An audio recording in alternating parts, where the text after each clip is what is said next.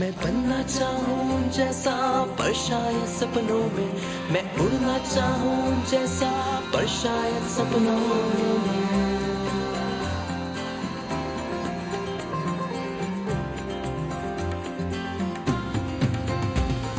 सपनों की है उड़ान, कांटे बन गए फूल समान, रोक न पाए वो मुझको मुट्ठी में मेरी है आसमां।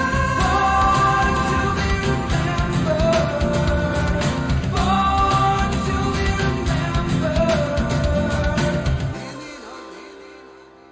वैराग्य छोड़ बाहों की विभा संभालो, चट्टानों की छाती से दूध निकालो। है रुकी जहाँ भी धार शिलाएं तोड़ो, पीयूष चंद्रमाओं का पकड़ निचोड़ो। यंग तुंग शैल शिखरों पर सोम पियोरे, योगियों नहीं विजयों के सदृश जियोरे। गुड मॉर्निंग फ्रेंड्स, ऐसे ही इंस्पिरेशंस को लेकर हम आपके लिए आते हैं बॉर्न टू बी रिमेम्बर्ड के शो में। और मैं हाजिर हूँ आपकी दोस्त और लेकर आई हूँ उन लोगों की जिंदगी के कुछ अनछुए पहलुओं को जिन्होंने अपनी जिंदगी को दूसरों के लिए मिसाल बनाया, दूसरों को जीने की राह दिखाई, जिनके लिए जिंदगी का मतलब सिर्फ खुद के लिए जीना नहीं बल्कि दूसरों की जिंदगी को रोशन करना था। पर रोज की तरह सबसे पहले इतिहास के पन्नों को थोड़ा उलटते पलटते हैं और देखते हैं कि आज हमारे इतिहास में क्या खास हुआ था। 6, 5, 4, 3, 2, 1.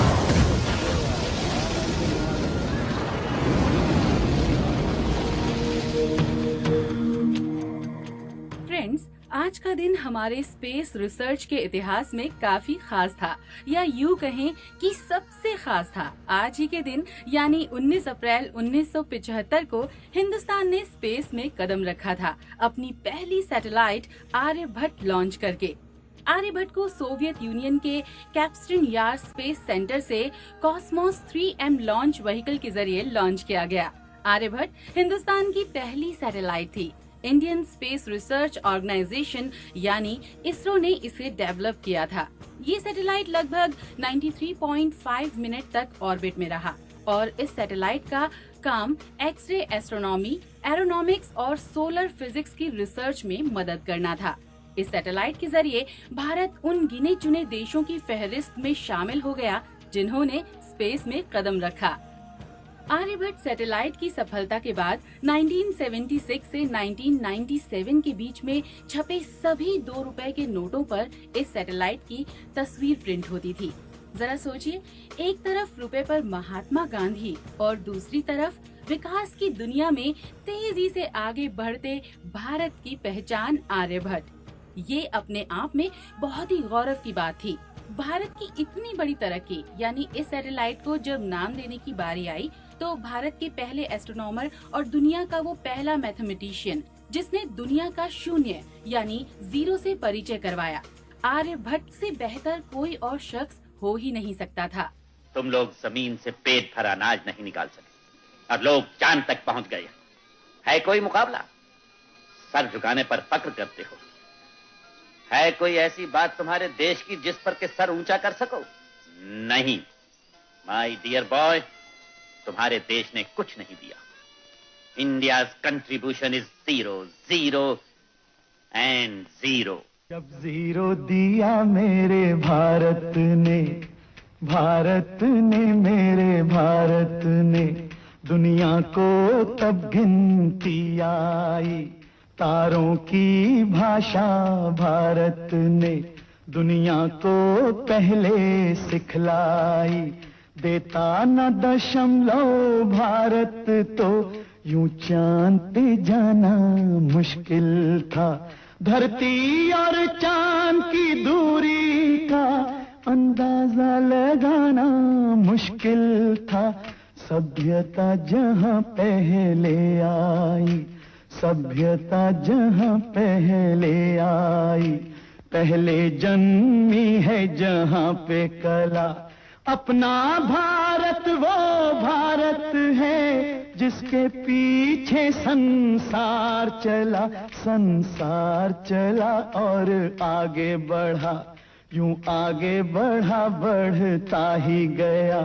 भगवान करे ये और बढ़े, बढ़ता ही रहे और फूले फले, बढ़ता ही रहे और फूले फले। Born to be remembered, born to be remembered. Science के साथ साथ हिंदुस्तान ने एक और क्षेत्र में सबसे ज्यादा तरक्की की है और वो है आर्थिक यानी इकोनॉमिक क्षेत्र। और इसी विकास की जीती जागती मिसाल है रिलायंस इंडस्ट्री लिमिटेड के मालिक मुकेश अंबानी, जिनका आज 56वां जन्मदिन है।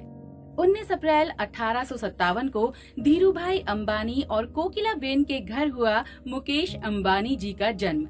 उनके जन्म के वक्त अंबानी परिवार मुंबई में सिर्फ 2 कमरों के मकान में ही रहता था।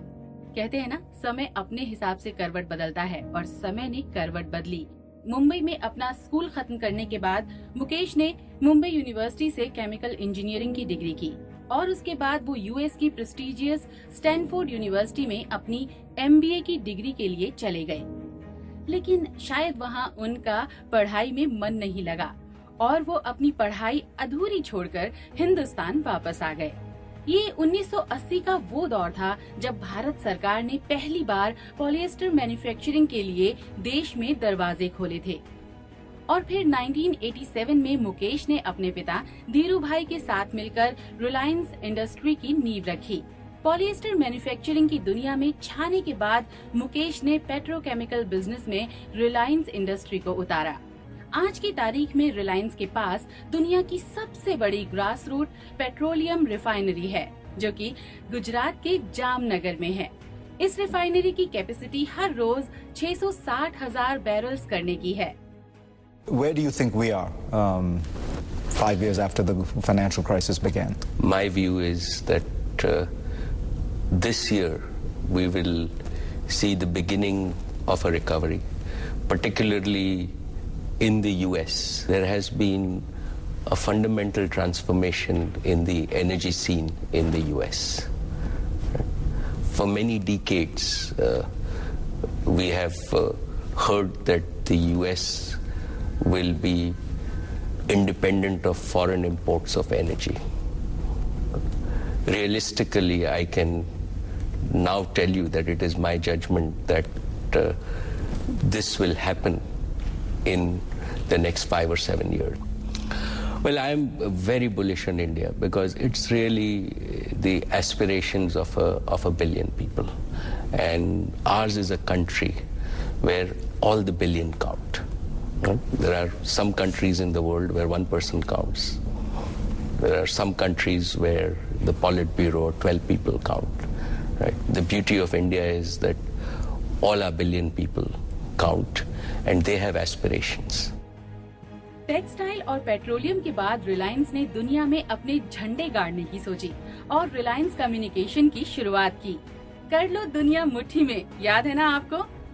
समय से आगे चलकर हमेशा बिजनेस को समझने वाले इस बिजनेस टाइकून को हैप्पी बर्थडे।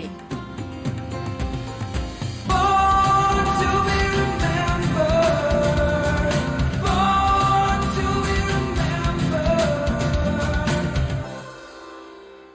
अब बात एक ऐसे खिलाड़ी की जिसने खेल की दुनिया में हिंदुस्तान का सर फख्र से ऊंचा कर दिया, और उस खिलाड़ी का नाम है अंजू बॉबी जॉर्ज। 19 अप्रैल 1977 को केरल के चिंगनेसरी नाम की जगह पर इस एथलीट का जन्म हुआ। अपने स्कूल के दिनों में ही अंजू का स्पोर्ट्स में इंटरेस्ट होने लगा था। रनिंग ट्रैक, मेडल उन्हें हमेशा बहुत ही अट्रैक्ट करते थे।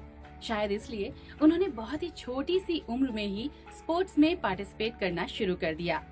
खेलों को लेकर अपनी बेटी की इस डेडिकेशन को देखकर अंजू के फादर ने भी उन्हें बहुत एनकरेज किया।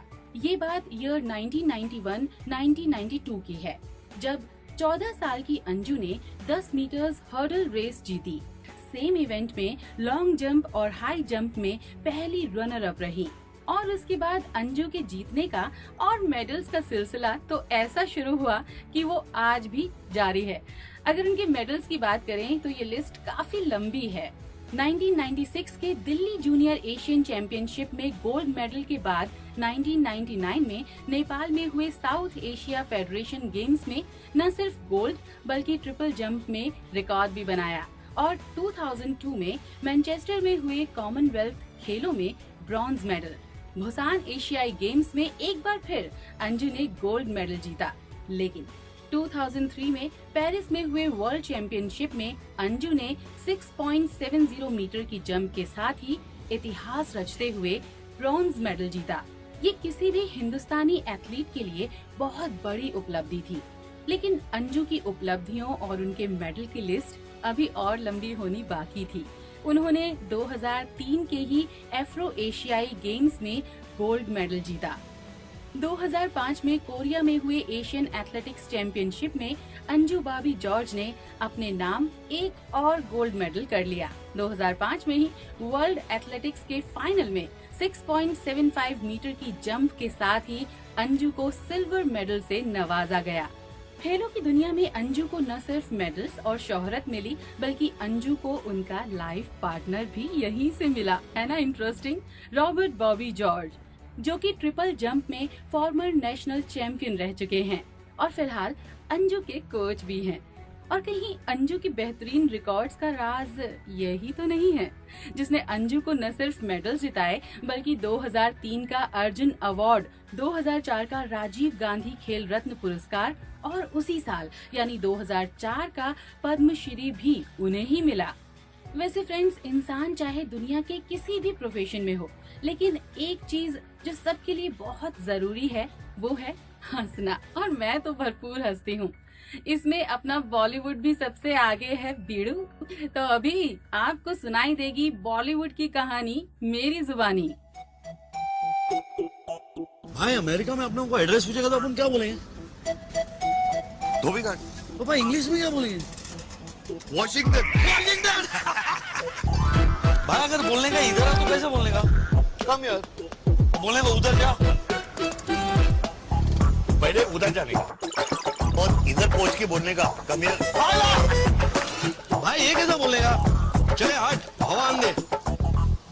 सिंपल है यार। Hey you, move sideways. Let the Air Force come in यार। भाई तुम तो पास हो गए भाई। Yes bro, I just passed away। अरे congratulations, congratulations। अभी तू बोल। हाँ भाई, बोल।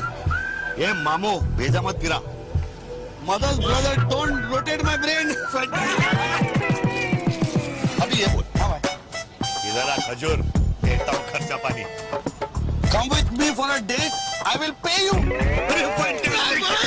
हम लोग को आ रहा है। अच्छा ये बोल। हाँ भाई। अब उसको बहुत सर्दी हो गई। I got big winter in small nose। Thank you।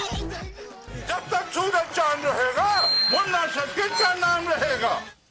Public हंसेगा हम लोग पे भाई। अपना रेपुटेशन तो एकदम फिनिश हो गया। ये डायलॉग आप जब जब सुनते हैं आप सबको याद आ जाती होगी वो फिल्म जिसका नाम है मुन्ना भाई MBBS। हाँ दोस्तों, ये वही फिल्म है जिसने काफी अरसे के बाद एक जय और वीरू जैसी यादगार जोड़ी हमें दी, जिसने हमें हंसाते हंसाते सरल और सीधा इंसानियत का पाठ पढ़ाया। और उनमें से हमारे सर्किट यानी अरशद वारसी का जन्मदिन है आज। Born to be remembered, born to be remembered। आज अरशद वारसी कॉमेडी के एक बढ़िया खिलाड़ी हैं और आज के बॉलीवुड में कॉमेडी एक खास इम्पोर्टेंस रखती है। महज 17 साल की उम्र से उन्होंने अपने करियर की शुरुआत की और एक door to door cosmetic salesman की जॉब शुरू की। लेकिन अरशद का इंटरेस्ट डांस और कोरियोग्राफी में था और वो कहते हैं ना कि मेहनत हमेशा रंग लाती है। और अरशद ने 1991 में इंडियन डांस कंपटीशन जीता और 1992 में वर्ल्ड डांस कंपटीशनशिप, वो भी लंदन में महज 21 साल की उम्र में। फिर डांस के इस शौक रखने वाले अरशद ने अपना फिल्मी करियर एक्टिंग से नहीं बल्कि कोरियोग्राफी से शुरू किया। ये बात 1987 की है जब उन्होंने महेश भट्ट को असिस्ट करते हुए ठिकाना और काश की। अपने कोरियोग्राफी करियर की एक बड़ी उपलब्धि अरशद को मिली फिल्म रूप की रानी चोरों का राजा के गाने से, और उन्होंने अपने एक्टिंग करियर का श्री गणेश किया फिल्म तेरे मेरे सपने से। फिर क्या था, कॉमेडी के इस हीरो ने एक के बाद एक हिट फिल्म्स दी। फिर 2006 में ये बने सर्किट, मुन्ना भाई का जिगरी दोस्त, जिसने अपने खास अंदाज से ऑडियंस को खूब लोटपोट किया। मुन्ना और सर्किट की इस जोड़ी ने सिल्वर स्क्रीन पर ऐसा धमाल मचाया कि बस पूछो मत। और इस बार अरशद को मिला उनका पहला फिल्म फेयर अवार्ड। फिर क्या था, समझो हो ही गया। तो चलिए फिर सुनाते हैं आपको यही गाना।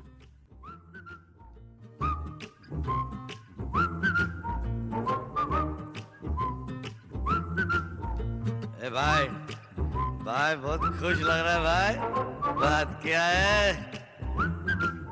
ए भाई, हुआ क्या? ए भाई, हुआ क्या? ए भाई बोल रहा यार, हुआ क्या? काट चौपाले। ए भाई, हुआ क्या? सूट सिलवाने। समझो हो ही गया, मैं बोला ना, समझो हो ही गया, समझो हो ही गया, समझो हो ही गया। ए भाई रिवर्स में क्या कुछ स्टोरी सुना रहा है? स्टार्टिंग से सुना ना। ये भाभी को घुमाने के लिए किधर ले गया? अरे किधर मत पूछ, ये पूछ किस में ले गया? किस में? किस में भाई? अरे किसिंग कार में यार। ए भाई साइड कार सुना, कलाकार सुना, बेकार सुना, डकार भी सुना, ये किसिंग कार क्या होता है? अरे जिसमें किस करते हैं यार। अपन को मिल गई अरे एक किसिंग कार, बैक सीट पे जी भर के किया प्यार। भाई ड्राइवर ने मिरर में देखा रहेगा, कैसा मैनेज किया? अरे ड्राइवर को मैंने 100 का नोट दिखाया, उसको सूसू करने का आइडिया तब आया। अरे भाई तू तो जीनियस है। फिर क्या हुआ? कभी झूमती इधर, कभी झूमती उधर, अरे बोले मेरे मुन्ना इतने साल थे किधर। ऐसा हो गया भाई? अरे समझो हो ही गया, समझो हो ही गया, समझो हो ही गया, समझो हो ही गया। उसके बाद किसिंग कार किधर मुड़ा भाई? पिक्चर नहीं रे, चाइनीज हक्का नूडल नहीं रे, सर्कस। सर्कस सर्कस क्या को? अरे सर्कस में शेड है ना यार। तो रिंग मास्टर को 100 का नोट दिखाया, उसने जोर से फिर हंटर घुमाया। हंटर से क्या हुआ? शेर ने किया रोर, वो लपकी मेरी ओर, फिर शेर को मैं बोला ये मामू वंस मोर। अरे भाई शेर को मामू बोल डाला, फिर क्या हुआ? डर से उसने ऐसे मुझको गले लगाया, क्या बताऊं सर्किट, अरे कितना मजा आया। ऐसा हो गया भाई?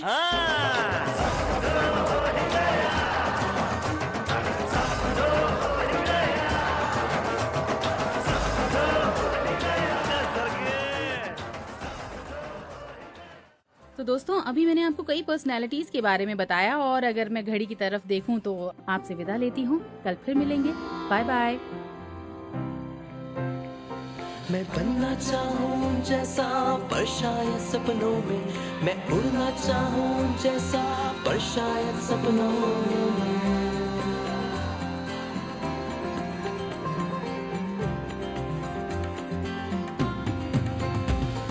सपनों की है उड़ान, कांटे बन गए फूल समान, रोक न पाए वो मुझको मुट्ठी में मेरी है आसमान।